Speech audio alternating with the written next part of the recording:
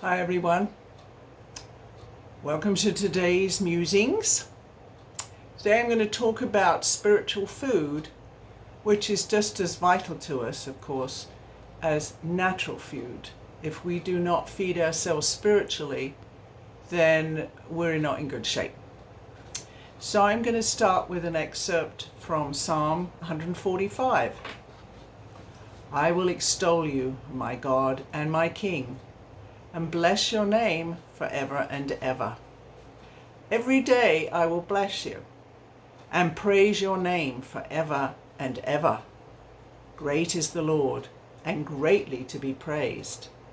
His greatness is unsearchable. One generation shall laud your works to another, and shall declare your mighty acts. On the glorious splendor of your majesty, and on your wondrous works I will meditate. And we all know the power of meditation. The might of your awesome deeds shall be proclaimed, and I will declare your greatness. They shall celebrate the fame of your abundant goodness, and shall sing aloud of your righteousness. The Lord is gracious and merciful, slow to anger and abundant in steadfast love. The Lord is good to all, and his compassion is over all that he has made. All your works shall give thanks to you, O Lord, and all your faithful shall bless you. They shall speak of the glory of your kingdom, and tell of your power, to make known to all people your mighty deeds, and the glorious splendor of your kingdom. Your kingdom is an everlasting kingdom, and your dominion endures throughout all generations. The Lord is faithful in all his works, and gracious in all his deeds. The Lord upholds all who are failing, and raises up all who are bowed down. The eyes of all look to you, and you give them their food in due season. You open your hand, satisfying the desire of every living thing. The Lord is just in all his ways and kind in all his doings. The Lord is near to all who call upon him, to all who call upon him in truth. He fulfills the desire of all who fear him. He also hears their cry and saves them. The Lord watches over all who love him, but all the wicked will he destroy. We know that's an appearance. My mouth will speak the praise of the Lord, and all flesh will bless his holy name forever and ever. So here the psalmist David recognizes that we have nothing without the divine, which we all know deep down, but sometimes we forget, right? Without God, we're completely lifeless.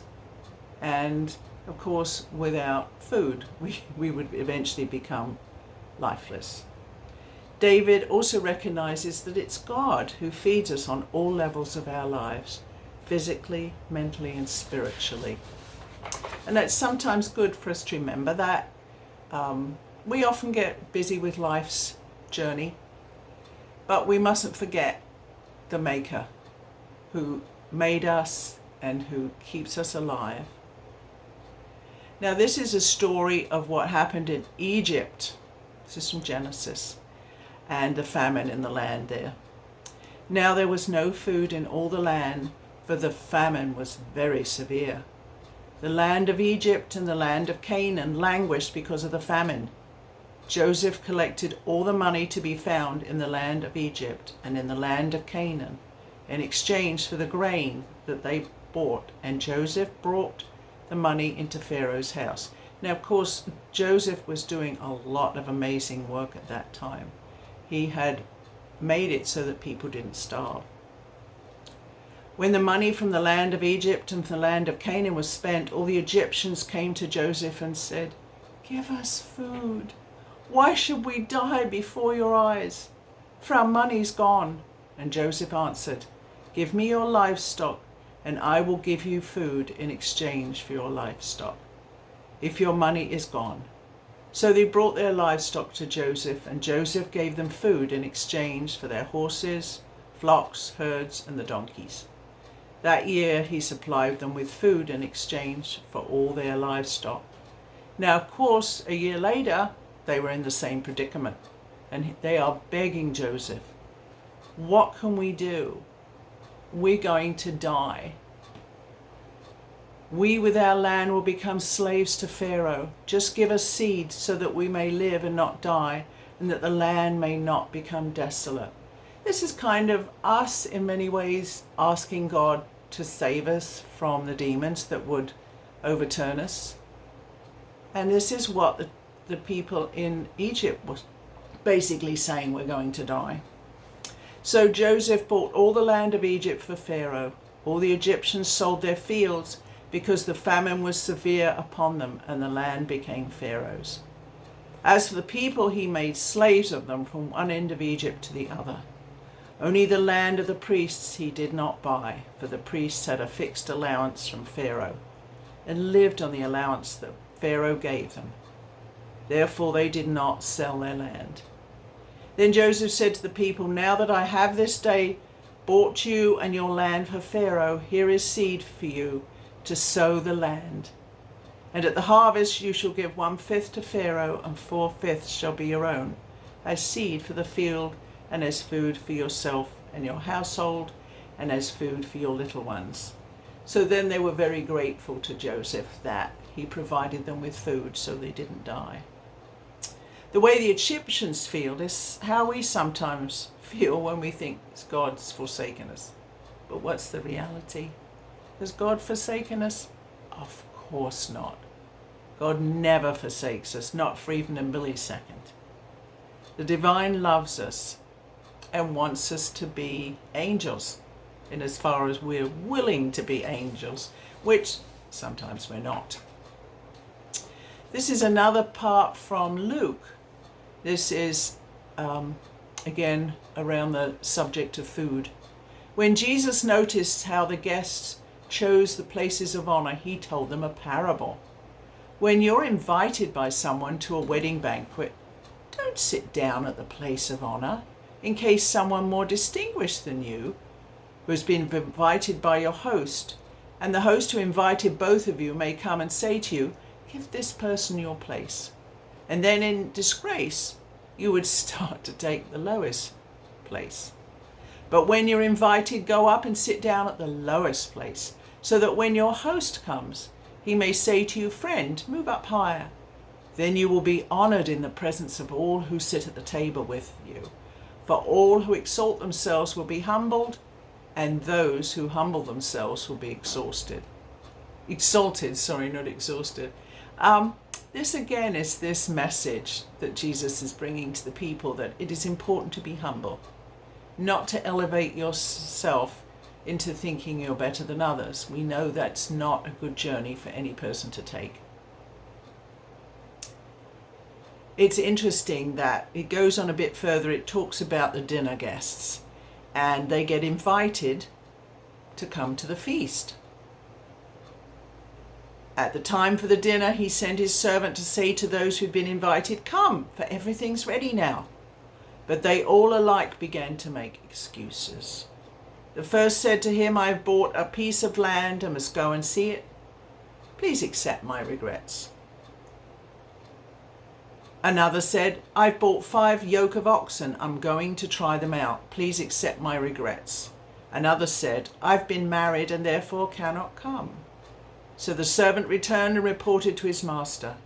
Then the owners of the house became angry and said to his servant, go out at once into the streets and lanes of the town and bring in the poor, crippled, the blind and the lame. Then the master said to the servant, go out into the roads and lanes and compel people to come, so that my house may be filled. For I tell you, none of those who were invited will taste my dinner.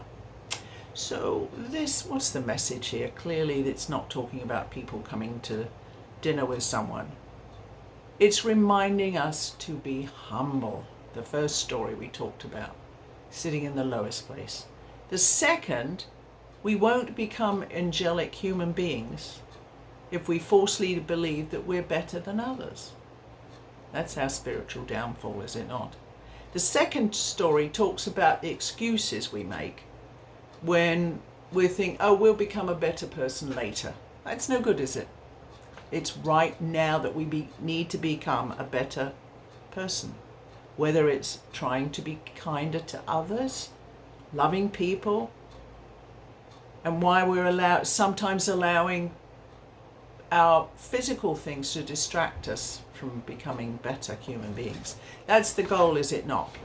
For our life on this earth is to become better human beings, so we can serve the Lord and we can serve others, which is really our goal in life. Let's see what else we have down here. I think you're fairly familiar with this, but this is, of course, the first day of unleavened bread, when the Passover lamb is sacrificed. So here are the disciples not knowing quite what to do. Where do you want us to go and make the preparation for you to eat the Passover? So he sent 2 of his disciples, saying to him, go into the city, and a man carrying a jar of water will meet you.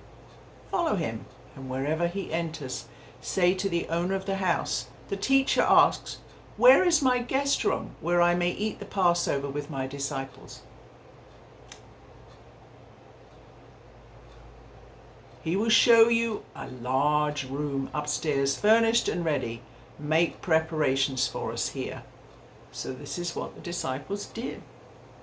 When it was evening, he came with the 12, and when they'd taken their places and were eating, Jesus said, truly I tell you, one of you will betray me, one who is eating with me. Surely not I, he said to them. Oh, wait a minute, sorry, I missed a bit. They began to be distressed and to say to him, one after another, surely not I. He said to them, it is one of the 12, one who's dipping bread into the bowl with me. For the Son of Man goes as it is written of him. But woe to the one by whom the Son of Man is betrayed. It would have been better for that one not to have been born. Well, clearly that was, I've forgotten his name. You know who it is. While they were eating, he took a loaf of bread, and after blessing it, he broke it. He gave it to them and said, take, eat, this is my body. Then he took a cup, and after giving thanks, he gave it to them, and all of them drank from it. He said to them, this is my blood of the covenant, which is poured out for many. We're all very familiar with this for Holy Supper. Truly I tell you, I will never again drink of the fruit of the vine until that day when I drink it anew in the kingdom of God. When they'd sung the hymn, they went out to the Mount of Olives. So this is the Last Supper that Jesus had with his disciples. Now, it doesn't say in this passage that the disciples realized who it was going to be. But surely if that person had been dipping his bread in, they may have realized that. And this is from Mark, so it might be in one of the other Gospels that we find out who that is.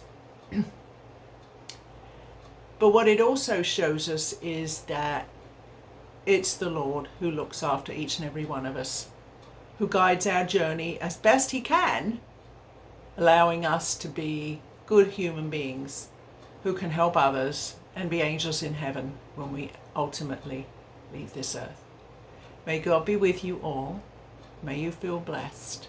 As you eat, perhaps you may remember that physically eating is one way to recognize how the divine feeds us spiritually. Again, may God bless you all. Amen.